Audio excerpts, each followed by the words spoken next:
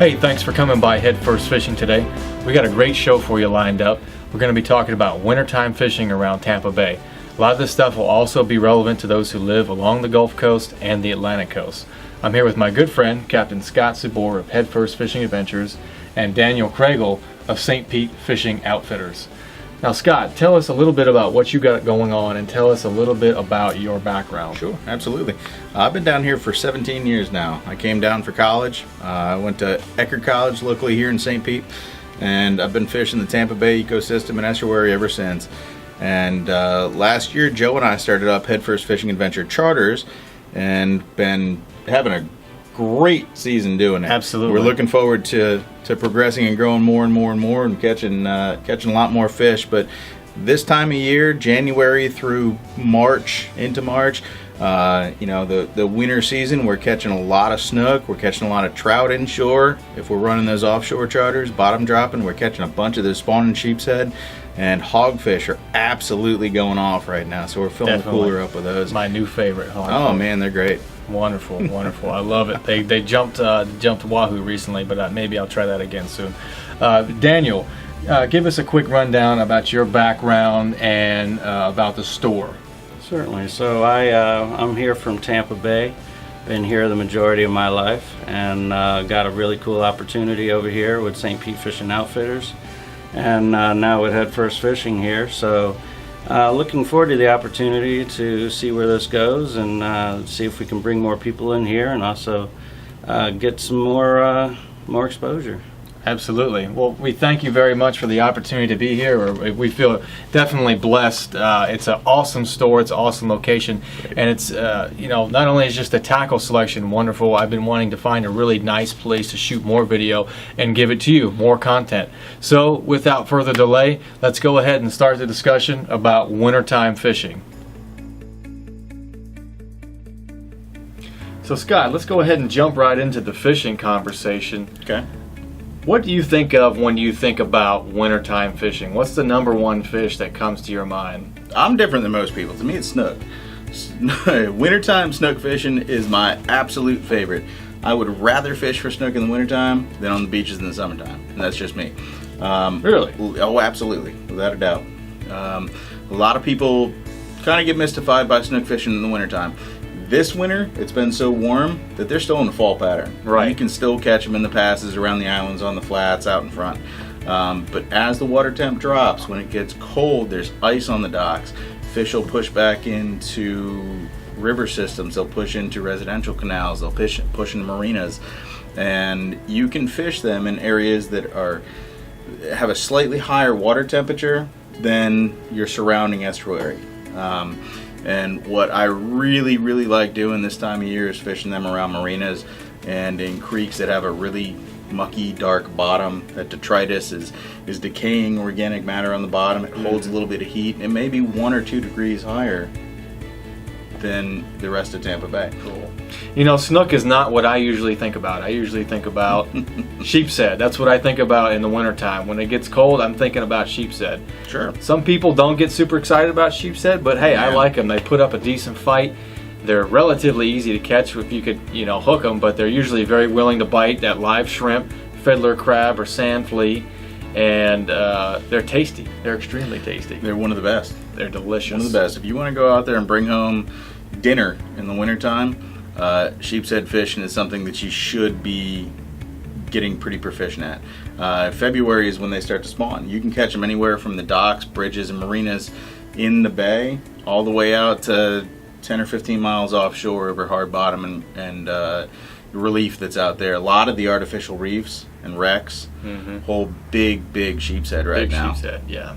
Yeah. Especially the deep water too, I'm sure, out there where you catch them further out. Correct. And the tactics are a little bit different. When you're inshore, if I'm fishing around bridges and I really want to target sheepshead, take a scraper out there, spend a little bit of time, knock some of that, the shells, the oysters, the barnacles, and the crabs that live in them off of the pilings and the structure that's above the surface of the water. Give it a little bit of time and drop either shrimp, crabs, or the same stuff that you're scraping off of those barnacles on a small, sturdy live bait hook. Yep. Something like this trident right here, this size number 2. bait buster, all-purpose hook. Exactly. Perfect size for sheepshead. Yep. You can catch snook on them too. We actually like generally smaller hooks than some people may. It's low profile, but that size right there will definitely fit inside a sheepshead mouth. Prepare to go through some hooks though. When Yeah. you stick them, a lot of times they bend out, and you're gonna need to retie. Sheepshead live in structure too, so you can do some retying. No, absolutely. Now, a lot of people are catching right now hogfish. Hogfish is big time right now. Every time I walk in the tackle store, I hear people talking about them. My captain friends are talking about hogfish. Hogfish has actually gotten to the top of my chart for tastiness. They're delicious. The angel food cake of fish. They're hard awesome. to beat. I was pretty hardcore on wahoo for a long time, but hogfish is pretty awesome. That's hard to beat. So with the hogfish and the sheepshead, you can actually target those in very similar ways, and that's with a small knocker rig, or you can use a fish finder rig. But what I like to do is use a 1 ounce, depending on the situation, on the water depth and the current. But for sheepshead, a 1 ounce egg weight to a small hook, like the one we just showed you, and you can use the exact same rig for hogfish. You can. You just may need to use a little bit more weight when you're out there in the deeper water for hogfish. But technically, you could drop this exact same thing down there. And if you're fishing inshore waters in different situations for sheepshead and other stuff around, docks and whatnot, if you need less weight, you can just downsize. There's a half ounce, and there's a 1/4 ounce weight. So different weights for different situations. Is there a particular weight that you like to use, drop it down for hogfish, Scott? To be honest with you, it really depends on the water depth that you're fishing. Typically we're fishing hogfish anywhere from 35 to 50 feet of water, and that knocker rig works just fine. This time of year, I like that smaller hook. You got a lot of grunts, you got a lot of sheepshead, you got a lot of small red grouper, you got flounder out there, you got all kinds of stuff in the mix out there. Right. In the summer months, if you're going to target them, go up on the hook just a little bit. Hogfish have that big mouth, and small hook will miss a couple of fish, but tailor your weight to the depth of water that you're fishing, and use just enough so you can hit bottom, maintain contact with that bait, and you can feel the bite. It's a subtle bite. Exactly. He's not going to eat it, smoke it, and run off with it like a snook or redfish will. He's going to sit there and dig in the sand. He's got that big giant mouth for probing for crustaceans down there, and a lot of times all you're going to feel is a tick, tick, tick. So if you're using too much weight, you're not going to feel the bite. If you're using too little weight, you're not going to get to the bottom, and you're not going to be able to feel the bite through the belly and the line. You're going to have too much slack in the line.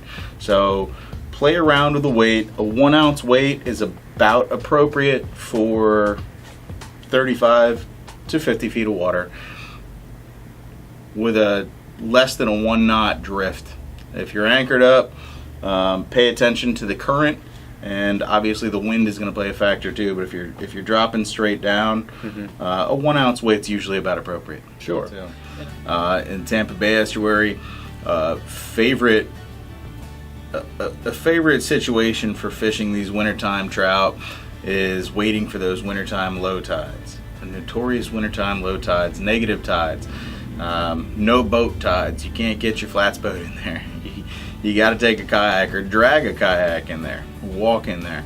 And if you're willing to get wet, put in a little bit of leg work and get to some of these deeper pools in Tampa Bay around Fort DeSoto, Weeden Island's got some, and various other areas around the bay, you can have a banner day catching trout, redfish, pompano get in there, black drum, sheepshead.